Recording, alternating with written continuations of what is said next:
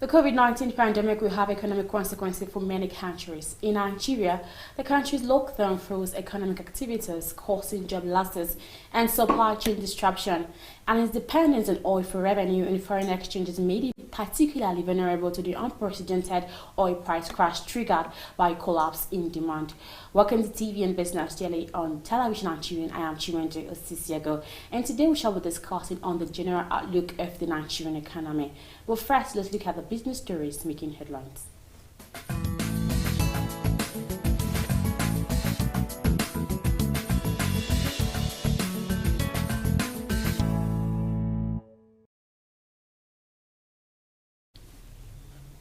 The Naira resumed trading on the official market at 381 to the dollar after the quotes for two straight sections as the Central Bank of Nigeria unified the country's multiple exchange rates, Reuters reported on Wednesday.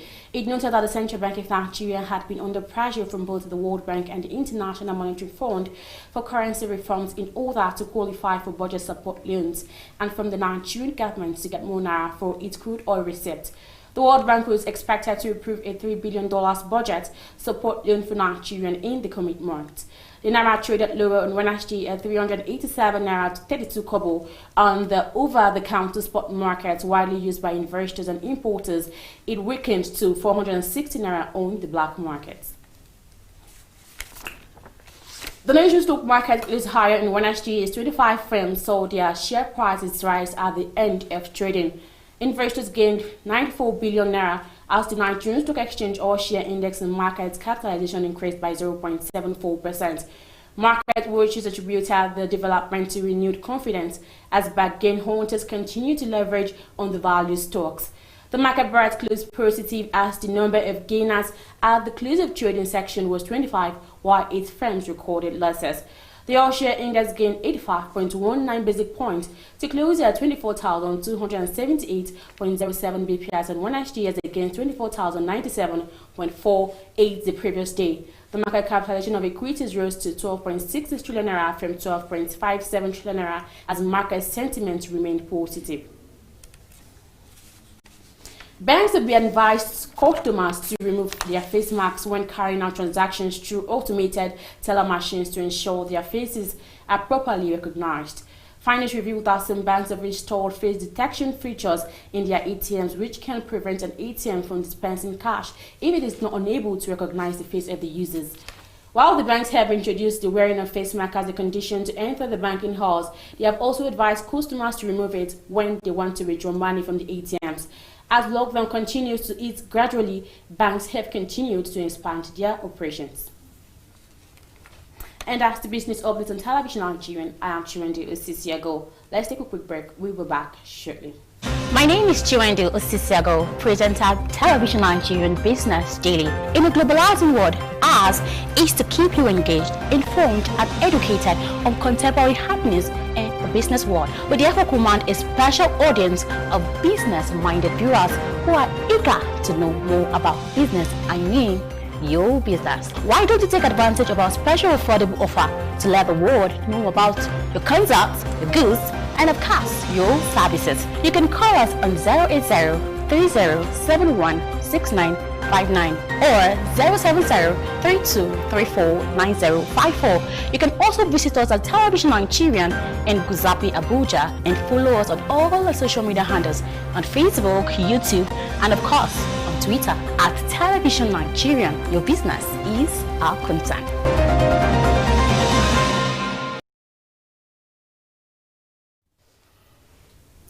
Thanks for staying with us, and if you're just joining us, it's TV and Business Daily. Like I said earlier, we shall be discussing on the general outlook of the Nigerian economy.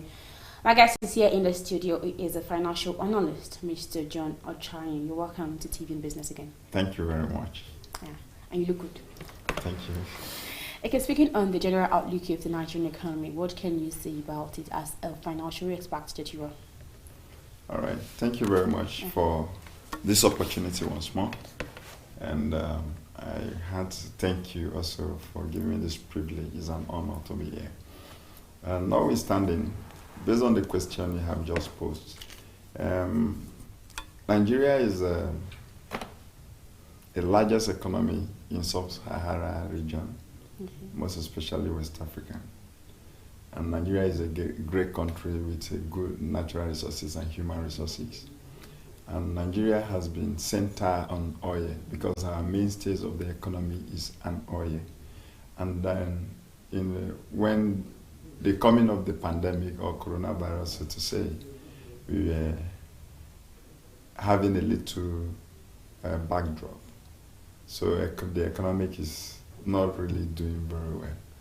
But we thank God with the realizations of the lockdown and with a little open in the market, in the global economy.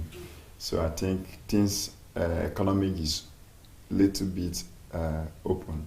And for that reason, Nigeria is coming back to its status. And I want to use the opportunity to let you understand that Nigeria economy over time has been back and forth, fluctuating, because as at 2016 we went into recession, and in 2017 we were trying to come back from the recession, and then we were badly hit with the drop in the oil market, and also with the COVID-19 was another gridlock on the economy, and that is the reason why we have been having this fluctuation. And then by the opening of the economy through the realizations of the lockdown, things will sponge back the way it is before. All right, thank you. Since we are going to be discussing more on the Nigerian economy at large, okay, now let's start with the reversal of the petrol pump price. Now it's gone back to 143 naira, 145 naira. What can you say about that? Thank you very much, my dear sister. You see, I was privileged to be here once before, and then I think I was privileged to let you know that the way the approach, the policy might be good, but the approach is very bad. Before the increment in the pump price, there was an issue, and the issue is the pandemic that hit the world. It's not just a Nigeria problem. It is the entire globe problem. It is a world problem. And other clown, for over 6 months, household, due to the pandemic, there are countries which I can mention, but I'm not here to mention those countries as it is now because I'm not promoting them. They have a new economic policy that give every household opportunity to receive palliative cash transfer, and some of the economy were able to, give free fuel to their citizens, and some countries that were unable to give, they were able to pay subsidy because business is locked down, people are in their various homes, and money is not exchanging hands because the little that the people have been drained because of the pandemic. And we know that. And that is why the federal government of Nigeria were able to do what? To reduce the pump price at that particular period of time. And people were happy. Because if you look at the economic strata and the value-added tax, VAT, you understand, has been increasing virtually, cut across every sector of the economy. There is nothing that you could not buy as it is in the market that you not pay 7.5% VAT. And now, government just relaxed the lockdown, and without even consultation, without even bringing the stakeholder on board, all they could do is to just go to a platform and announce increments in the pump price to 143 naira, as against the 124.5 naira that we are buying. It's obvious. It's appalling. It's gullible. It's not supposed to be like, we are not in a banana island. Because that is why when a guest is in a media house like this, and when you begin to talk with emotion, and you begin to talk with the happening in our society, honestly speaking, you will just flare up and just get upset. Things are not done like that. Moreover, we are in a democratic system of government. You can't just wake up overnight and begin to tell the citizen that we have increased the pump price. Things are not done like that. In a democratic setting, there are stakeholder, market player. You're supposed to call an ad hoc meeting for them to dialogue. Certainly, they will have a headway. If they felt that the society doesn't have money, the government doesn't have money, there are ways and manner in which they will go about it. But we just came out. Even as I speak to you, it's not 100% realizations of the lockdown, because we are still experiencing coffee from 4 a.m. to 10 p.m., which means it's not yet Uhuru. But as it is now, government have come to announce to the average population, which we know that Nigeria is in extreme poverty, that even 65% of average household could not even live, they live below 0.1 a day because there's nothing in their threshold for them to rely on. And then overnight it came to increase the pump price. I believe is a harm to the society at this moment. I begging the government of Muhammad Buhari to try as much as he can to revert the pump price back to the old status that was reviewed. I believe it will go a long way to reduce the pain, the agony of the citizen of Nigeria. But a lot of people are of the opinion that the reason why they increased it was to help the development of the economy at large. All right. Thank you very much, my dear sister. You see, it's quite unfortunate because the leaders of our society, the government functionaries, always think of themselves without thinking of the citizen. I said here before that if you don't plan to succeed, you plan to fail. Over time, Nigeria have been planning to fail, not to succeed. Ask me why.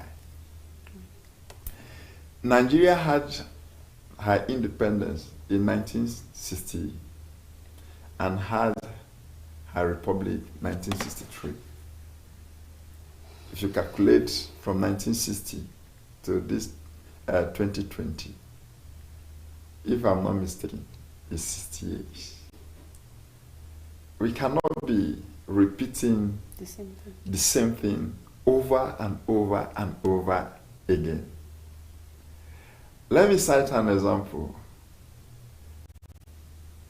Malaysia came into this country because they wanted to overhaul their economy to improve and give comfort to her citizens. Because Michael Cogan says, the father of essentiality, that if a man or a human being live and he does not have a desired comfort, he should cease to exist. You are not worth living. If you are a human being living in the world, and then the basic need or necessity that you should have and you are not having, you are not supposed to live. Nigeria has been a great country depending solely on agriculture. It was the discoveries of oil. We used the proceeds, the revenue we generated from the agricultural product. That is what we used to build the refinery when we discover oil. But as at the time we discovered the oil, and there was an oil boom when the oil was relatively high in the international market, we abandoned the agriculture and concentrate on the oil without designing the future of our society, or designing a template where Nigeria will be able to have their foothold on. I could remember during Goodluck Jonathan regime, they developed a footprint of Vision 2020. And the Vision 2020 was a very good and articulated footprint for the Federal Republic of Nigeria. That when you look through the vision and look through in clauses of the vision and the understanding with what they believe in that vision that they will lay down on our society, by now we wouldn't have been facing this mess we find ourselves in, because it is not a time for us to trade blame.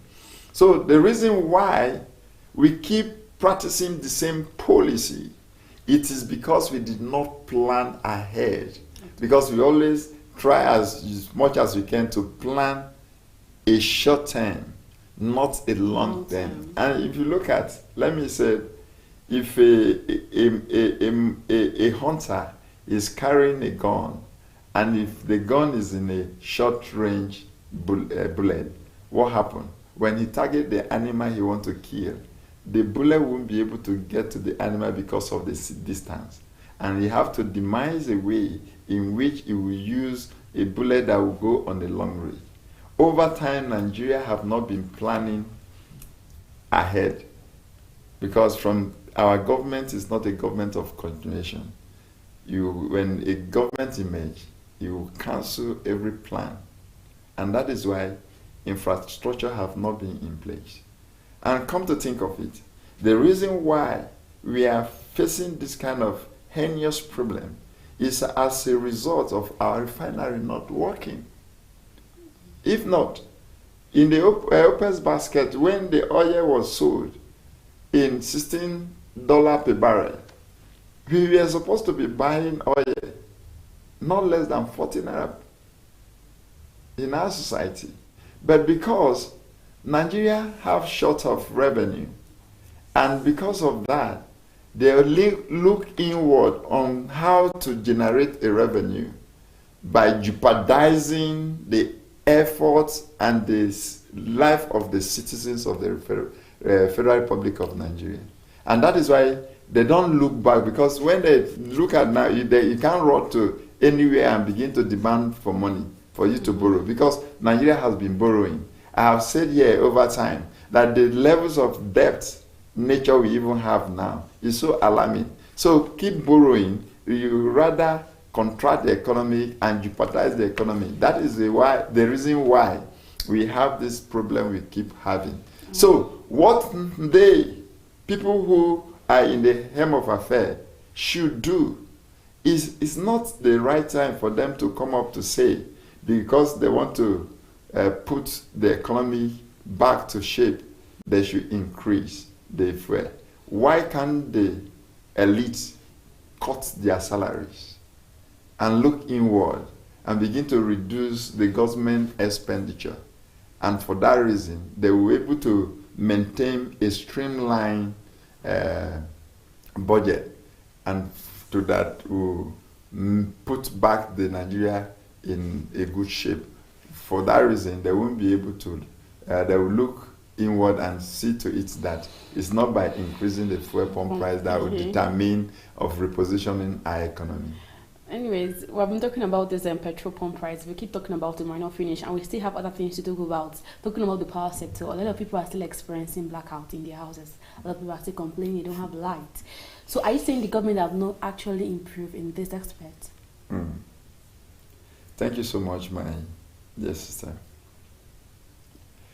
It's quite unfortunate, and it's quite, I don't even use the word to qualify what the expression, because it's so painful.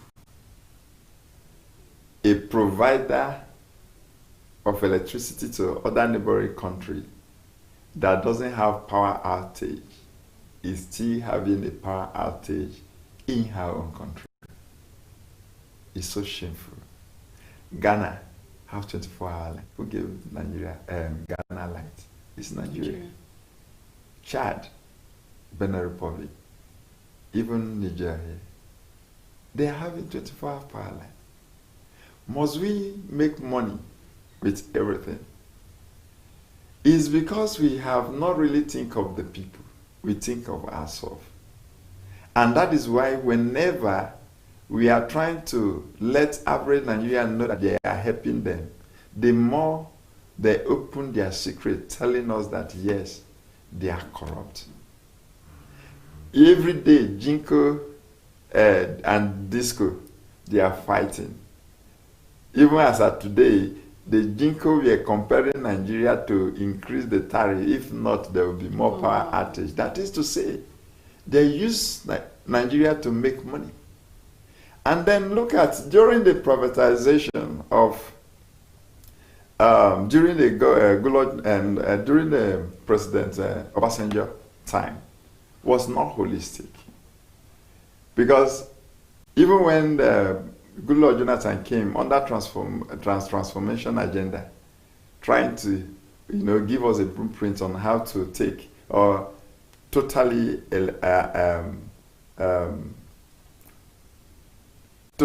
taking us back to the old status quo, which we were experiencing from the time of the old, where electricity was relatively stable. They told us that they want to, reform the electricity sector and sell it to the private sector so that it will be private sector driven, because private sector driven is business oriented. And for that reason, they were able to concentrate on it and do what? They will overhaul the system and inject capital, because electricity is highly capital intensive. And for that reason, they were able to come out with a template that will work for Nigeria. If I'm not mistaken, I stand to be corrected. Russia promised Nigeria that they are going to build a power grid that will give us 24-hour light, non-stop light, that they should give them the contract. But we ended up saying that we want to patronize the indigenous buyer, and we gave it to them. I don't want to mention them here. Most of I think 60% of the stake owned by the indigenous, and we know that whatever we touch with our hand doesn't work. And for that reason, they came in, they don't have the enough fund to inject. And for that, we have been playing back and forth, hovering over the same thing over and over and over again. It's a repetition of the past. So why do we welcome mediocrity and build our foundation on retrogression, where the society are moving, and we know the template, the mercenaries which they use to move forward, and we decide to abandon those cause and go back to the old parties of the archaic and primitive parties. So if Nigeria want to get out of the power outage or total blackout in the nation, I believe they will do it. We even have a capable hand that would do it, but corruption could not allow us to move to the space which we want to move. Anyways, the gradual process, I'm sure the government will look into that to ensure that everybody is convenient in their various houses. All right, let's take a quick break. Then after the break, we'll continue with the discussion. Don't go anywhere.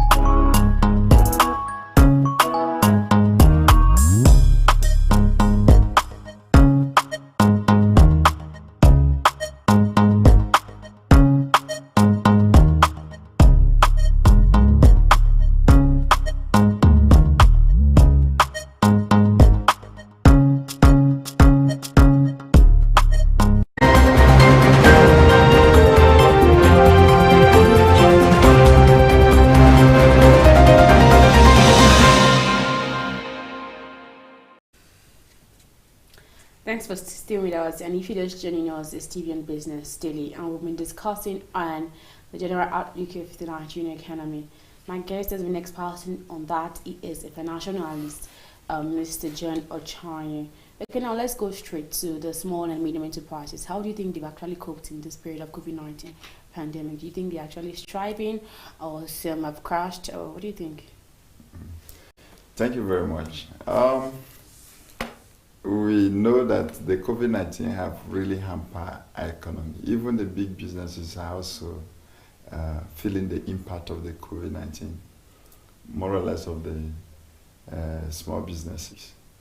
And then during the lockdown, most of the businesses packed up because they were unable to operate, they were unable to maintain the break-evens of the business. And some of the businesses used the opportunities of the COVID-19 to have a turnaround, while others were unable to meet up because of different strategies.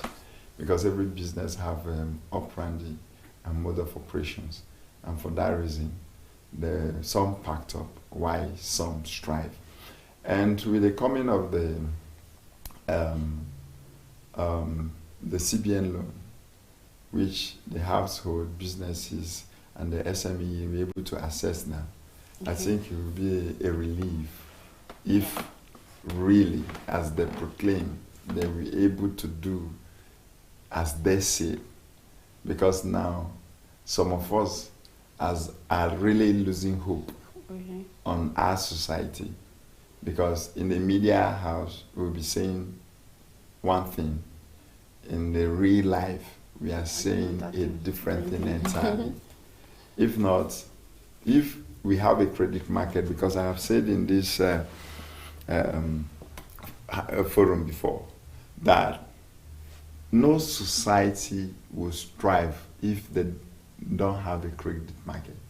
Because a credit market is a market where you access funds to touch up your businesses. A credit market is a place where you have a right to have access to resources to improve your business, because no society will do without business. What is business? Business is what? It's a trade between one or two persons. It could be what? It could be in service, it could be in production. Yeah. And the end means is to make profit. It's to make profit. So for that reason, Nigeria should have opened a credit market where, as you are as a journalist now, this media can go to the credit market, can loan. Other business, because this is business, other businesses can also go to the credit market loan in a low digit, not this 13.5% that we now there is not even amortization in the first place, because even while we were in the lockdown, we were paying. People were paying. There is no grace period. You understand? So Nigeria as a society should redesign the policy and the monetary policy, the fiscal policy, and all the setup cut across the economy. Then they will be able to do the will that will be able to improve, because no society that will do without a business. And if those business did not survive, it will still fall back to the same government. Because for instance now, if a business is not striving, the same people who are the managers of the business or are the employee of the business will still fall back to the government. So I would advise that government should look inward and let the CBN loan that is being championed by the CBN governor, to make it available to all the sectors of the economy in the pharmacology, in the fashion, in the movie, in the media, and all that, so that it will be in a lower digit. It could be, let's say, 1.9 is relatively low for them to have those grace period of 1 year before they will start paying back. I believe it will go a long way on every business. We hope so. We hope that it does start to people, to businesses especially. Okay, before we close, finally, can you just give us a very small knowledge of how this global crude oil is? Are they gaining the strength back? Yeah, they are getting the strength back. Reason why I say they are getting the strength back, if you look at the OPEC basket where we sell our crude oil, you see that the price is relatively going up. Because now the world is open market. China is even coming to Nigeria demanding for crude oil because they have also opened their economy.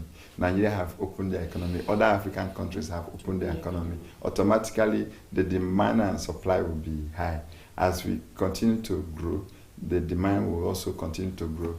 If you look at the marginal propensity, you see that the demand curve now is going high because the economic is opening. So the reason why the oil we are not selling at that pace is because the economic is low. People are not growing and the demand is low. But now that the economic is open, the world has opened their economy. Even Nigeria, you can see now we are gradually winding up to open our economy. As at yesterday, you could see that the aviation industry have even opened. So you should understand that, yes, now that the world economic is open, the demand for the crude oil will be high. So for that reason, we have hope for the rainy days to come. Yeah. All right, your final take, sir. Your final note. Okay. Thank you very much. My final note is not going to take much of our time. You see, I want to advise our country, most especially the government of Muhammadu Buhari, because when he came in 2015, we voted in because we know he has the capacity to turn the society around.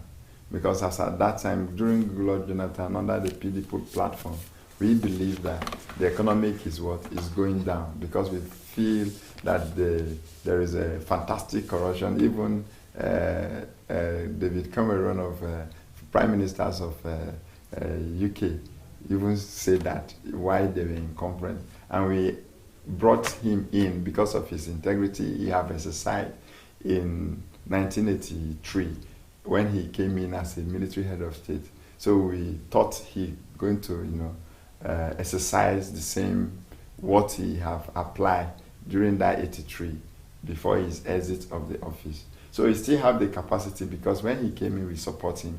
So we should do away with this blame game because they used 2 years to be in a pose of past government. So we are tired of a trade blame game. So they should try and then set up a robust economic committee that will look inward and redesign, because as it is right now, you cannot leave the sector, because if you look at our sector, we have oil, we have Nigeria is a green that you don't even need chemical or fertilizer before the crops will germinate. If you go outside now during this raining period, you realize everywhere is green. That is to tell you that our lands are fertile. When we concentrate on agriculture and build more on human resources, because no society that will thrive if the citizens are not well educated to manage their own resources, because we depend on experts a lot. I think it is a high time for us to do away with our experts and train the human resources that will manage the sector and do away with corruption, because corruption has been another systematic pandemic that is even worse than all the pandemic we have experienced. And I believe if they were able to do that, fight the corruption squarely, so that the hunter will not talk to be hunted, then automatically will go a long way and our society will thrive. Dubai Emirates started in 1984. Look at where they are today. It's because they have trained human resources from their own shore. Look at Malaysia, which I mentioned, because these are countries that have almost the same birth age with us. That is why I'm mentioning them. So I don't want to use the big country that their GDP is high, like America, UK, Germany, France, and all that. But look at that, as it is right now, the GDP of Nigeria is $444 billion. You understand? Which makes it the larger economic of the Africa. But let us not just be a giant of Africa by mouth. when the people who live in the society are not feeling the impact of their progress, automatically it will not go down well with us. So I advise that they should look inward, devise a mean, and restructure our economy. And then let's do the proper diversification. On that note, we're able to go a long way. Our country will move to where we hope it will go or to be. All right, thank you so much. And I'm sure that the government will do that as soon as possible. Thank you very much. Mr. John Achani, for coming on TV and Business. It's good to have you today. Thank you very much. All right, and that's the much you have for you today on TV and Business Daily. I am Chiwende Osisiago, and don't forget that you can follow us on all our social media platforms, on Facebook and YouTube, and of course on Twitter at Television Nigerian. Do you have a wonderful day? Bye for now.